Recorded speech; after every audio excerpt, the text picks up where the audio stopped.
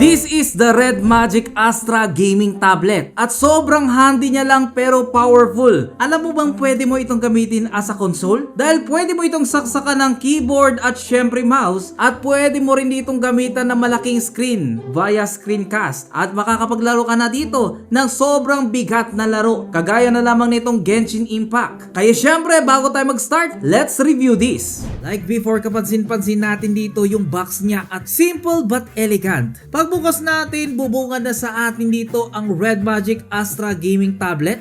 May kasama na nga rin itong end-to-end dito na Type-C cable. May maliit na box which contains some stickers. At yun lang. That's right guys, wala siyang kasama ditong charger brick. Pero kung dati ka ng Red Magic fan, pwede mong gamitin yung charger ng phone mo. Sa totoo lang guys, unang hawak ko dito napansin ko na sobrang gaan niya. At actually napakaganda ng pagkaka-finish niya dito sa likod. Para nagkaroon ka dito ng Red Magic Nova na mini version. Sa top niya makikita natin dito yung kanyang power button, which is ito na rin yung sensor na kanyang fingerprint. Meron siya ditong speaker na sobrang ganda ng tunog. Right side niya nandito yung kanyang volume rack, mic hole, at syempre nandito na naman yung kanyang game space switch na pwede mong i-customize actually yan. Pwedeng torch, pwedeng record, depende sa'yo. Bottom side niya naman yung kanyang charging port, another speaker, mic hole na naman. At syempre sa left side, wala. Which is nagiging bottom side na rin ito. Depende na lang sa inyo. Pero syempre sa akin, mas prefer ko yung dati. Meron nga itong 9.06 inches na display. Pero guys, high resolution yan. Dahil nga sa OLED screen siya. At idagdag mo pa, meron pa itong 165Hz refresh rate. Na meron ditong 2.4K resolution, 2400 by 1504 na may ratio na 16:10. Syempre okay rin yung nits niya, nasa 1600 nits. Actually easy to use with just one hand. Small but terrible siya dahil sa gumagamit nga ito ng Snapdragon 8 Elite na may LPDDR5T plus UFS 4.1 Pro na siya. Etong version na ginagamit natin ay tinatawag na Eclipse. Meron itong 12GB of RAM na actually expandable pa yan.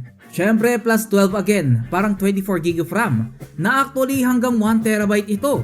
Available nga ito sa dalawang kulay, ang Eclipse at ang Star Frost na kulay medyo puti. Kaya nga handy guys kasi nga nasa 370 grams lang talaga siya, hindi siya mabigat.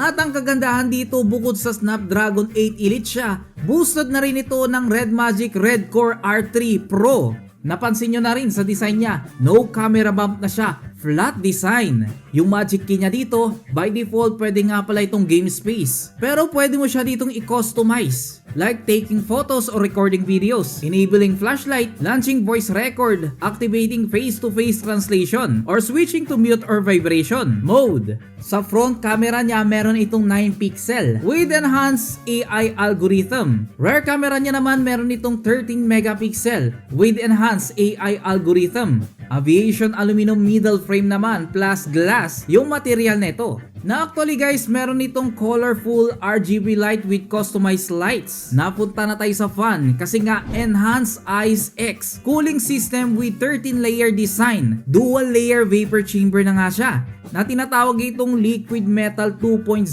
Ito kasi commonly found in high-end gaming laptops and PC. Yung fan niya pala guys, meron itong 20,000 RPM na medyo pinalaki nila. Meron na itong 17 by 17mm. Of course, sa battery tayo, larger battery na siya dito at fast charging din. Meron itong 8,200 mAh na sa totoo lang sa mga 9 inches na tablets, ito ang pinakamalaking battery. Red Magic OS 10.5 na nga siya, equipped with Android 15. Powered na rin ito ng Google Gemini. Sa rating nga pala ng ganitong tablet, na-rate ito ng IP54. Meaning, yung device is dust protected at can withstand splashes or water from any direction without damage. Sobrang ganda ng speaker niya kasi nga DTS X Ultra. Stereo siya na dual 16-20 speakers. Na syempre, meron na rin itong dual X-axis linear motor. Of course, ginagamit siya sa Wi-Fi at Bluetooth 5.4 with the USB 3.2 Gen 2 na may data transfer speed hanggang 10GB per second. Meaning, sobrang bilis nito. Actually guys, sobrang ganda dito ng kanyang bezel na meron itong 90.1%. Na kung ikukumpara natin to sa ibang brand, makikita nyo naman yung pagkakaiba. Which is, i-blur na rin natin yung ibang brand. Yo! So ito ang kuha sa front camera dito ng Red Magic Astra. Ayan nga po, no, front camera niya. At mapapansin natin na okay naman siya. Ayan guys, yan. Alright, so ito nga yung kuha dito ng front camera dito ng Red Magic Astra. So let me know in the comment section kung kamusta rin yung boses natin dito. Kung okay, at sa tingin ko okay naman siya. Sa totoo lang guys, magagamit natin ito sa mga video calls. At yung ginagamit natin pang video dito, ito, Red Magic 10S Pro. Lupit. Speaking of rear camera, ito nga po yung kuha natin dito ng rear camera dito ng Red Magic Astra Gaming Tablet. Yun! Ito nga siya guys. Let me know in the comment section kung kamusta. At kapag nasa labas naman ng galing, outdoor naman, nito yung kuha dito ng rear camera niya guys.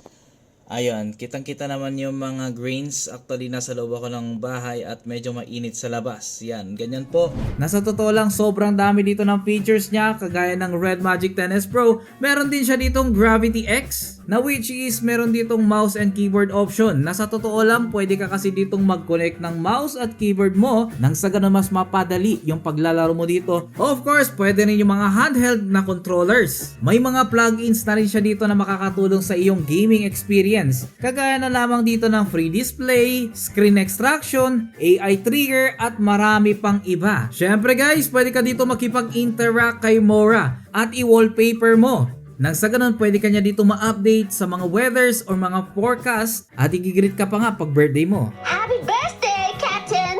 Pwede ka rin dito makapa-picture gamit siya. Well, that being said guys, sa totoo lang sinubukan ko siya dito sa Antutu benchmark. Hindi ko na-expect na mag-i-score siya dito ng 2.5 million mahigit. Grabe. Sa Antutu benchmark yan guys. Yung variant na nakuha natin dito, yung 12GB of RAM plus another 12. Pero tignan nyo naman guys, ang laki niyang umi-score. Paano pa dito yung mga matataas na version niya, di ba? Gaming check naman tayo. Sinubukan ko dito ang Mobile Legends as usual. Kulang na kulang yung graphics guys, sa totoo lang. Ma-enhance pa itong Mobile Legends, dapat enhance pa nila.